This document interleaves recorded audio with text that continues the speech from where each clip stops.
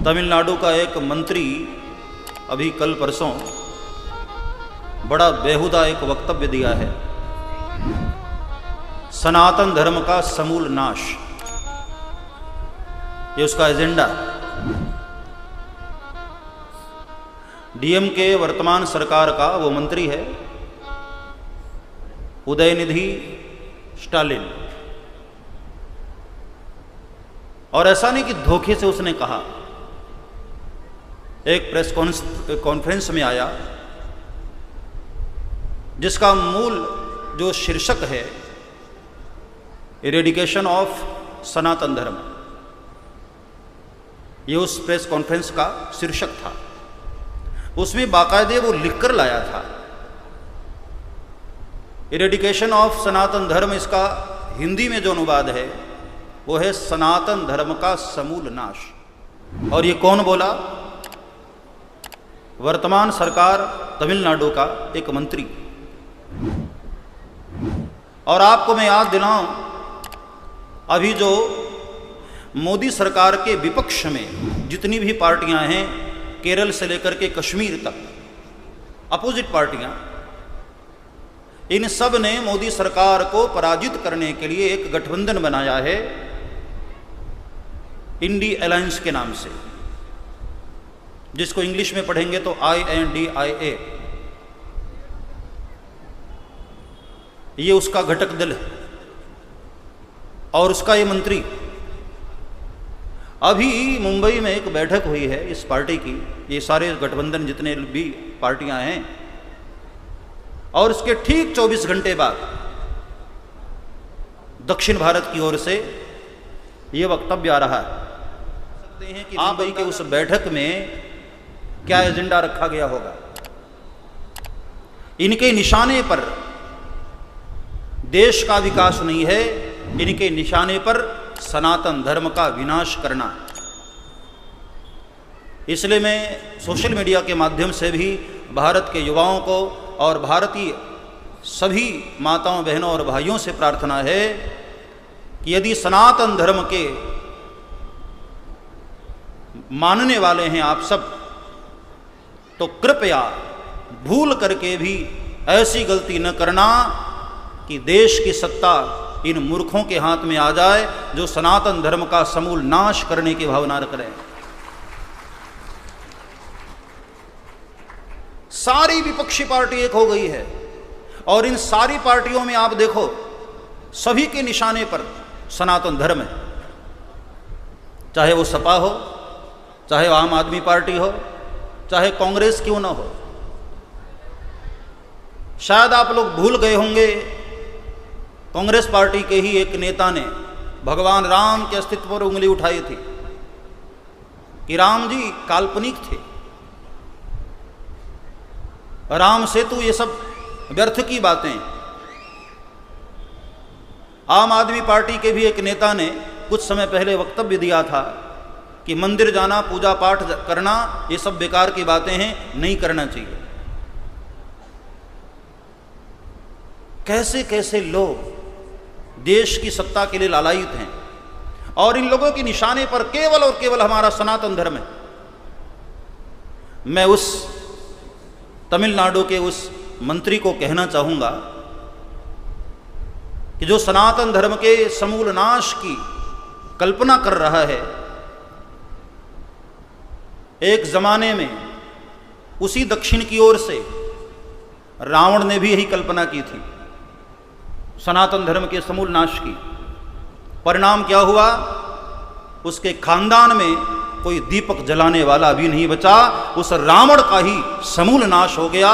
मैं ऐसे उदयनिधि को कहना चाहूंगा, यदि ऐसी कल्पना लेकर तुम चल रहे हो तो आने वाले समय में, उस वक्त भगवान राम स्वयं आए थे और इस वक्त भगवान राम अयोध्या में मंदिर के रूप में विराजित हैं। मंदिर में साक्षात भगवान राम विराजित होने वाले।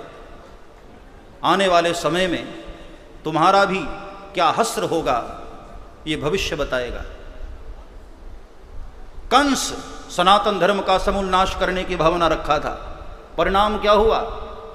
उसी का सर्वनाश हुआ। हिरण्यकश्यप इन जितनी आसुरी शक्तियों ने सनातन धर्म के नाश की भावना रखी, खुद वो ही मिट गए।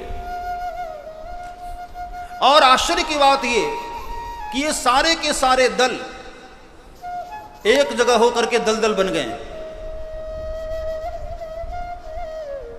सारी विपक्षी पार्टी, और सबके निशाने पर राष्ट्रहित की भावना नहीं है। सनातन धर्म को कैसे नष्ट किया जाए, ये भावना लेकर के चल रहे हैं लोग। और रामचरितमानस में बाबा तुलसी ने स्पष्ट कहा, परहित बस जिनके मन माही, तिन कहूं जग दुर्लभ कछु नाही।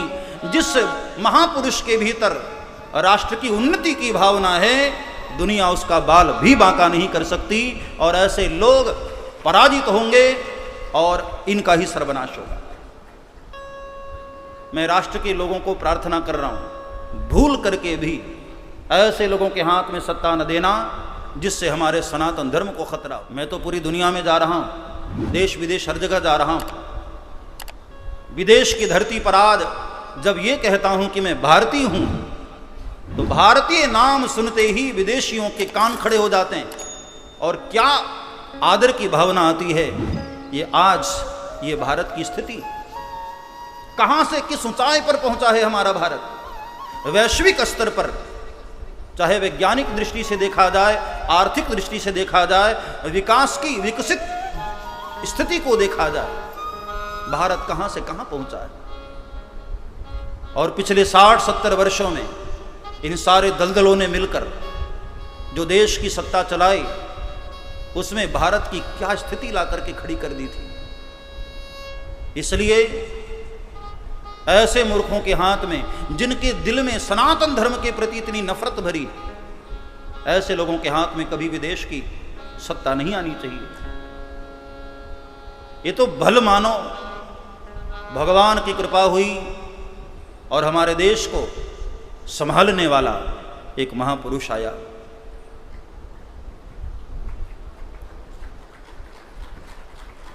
और मुझे आश्चर्य होता है कि ऐसी कड़वी बातें, अभी सपा पार्टी का एक नेता अपने आप को नेवला कहता था और लगता भी नेवले की तरह है। ब्राह्मणों पर, सनातन धर्म पर, हिंदुओं पर ऐसा जहर उगल रहा है और ये ख्वाब देख रहे हैं कि दिल्ली की गद्दी पर हम बैठेंगे। जिसकी विचारधारा ये है, ऐसे लोगों के हाथ में देश की सत्ता आ गई तो हमारे सनातन धर्म का क्या हस्र करेंगे, उसका हमको अंदाजा भी नहीं। इसलिए मेरे भाई बहन, व्यासपीठ वार्तालाप भी नहीं करती है, लेकिन जब बात राष्ट्र की आए और हमारे सनातन धर्म की आए, तब बोलना जरूरी हो जाता है। तब मौन रहने का मतलब है इनके अपराध को बढ़ावा देना। मेरा स्वभाव नहीं इस तरह से मैं बोलूं, लेकिन जब सनातन धर्म की बात है तो ऐसे गद्दारों के हाथ में कभी भी देश की बागडोर नहीं आनी चाहिए।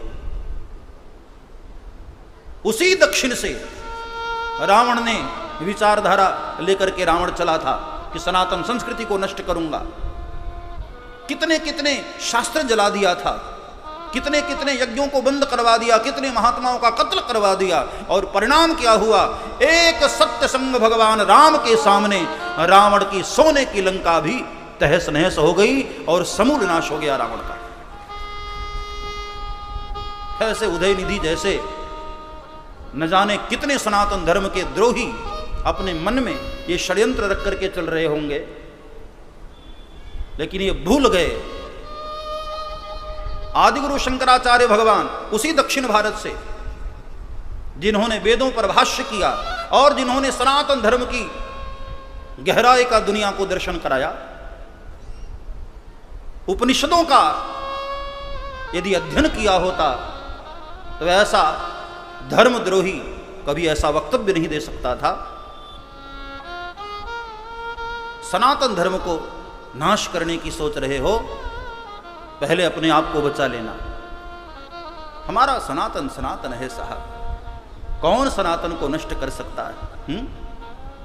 नाम ही सनातन है, तुम मिट जाओगे हमारा सनातन मिटने वाला नहीं है। औरंगजेब जैसे क्रूर शासक आए, अंग्रेज आए, फिर भी सनातन है। और तुम ख्वाब देख रहे हो सनातन मिट जाएगा, तुम मिट जाओगे। सनातन मिटने वाला नहीं है। सनातन सनातन है। जैसे यहां बहुत सारे रंग के गुब्बारे दिखाई दे रहे हैं, ऐसे ही सनातन धर्म की बहुत सारी रंग बिरंगी धाराएं एक साथ चल रही हैं। इसी का नाम तो हमारा भारत है, इसी का नाम तो हमारा भारत है।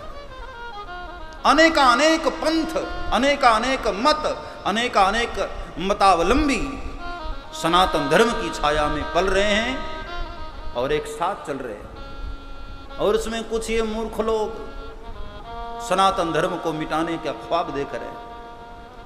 अरे बाकायदे प्रेस कॉन्फ्रेंस में कहा कि मेरा जो अभियान है वो सनातन धर्म के समूल नाश की। और सोचो, जब सत्ता के लोग इस तरह की भावना रखेंगे तो आम जनमानस की विचारधारा क्या हो सकती है।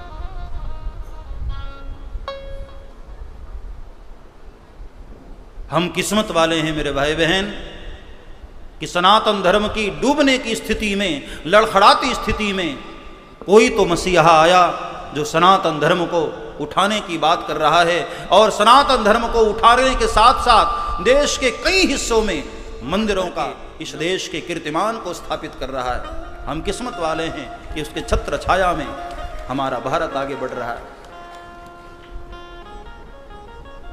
ये जितने भी दल हैं,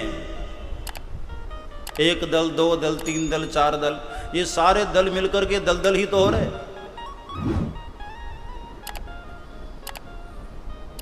ऐसे देशद्रोहियों से, धर्मद्रोहियों से सावधान रहने की आवश्यकता।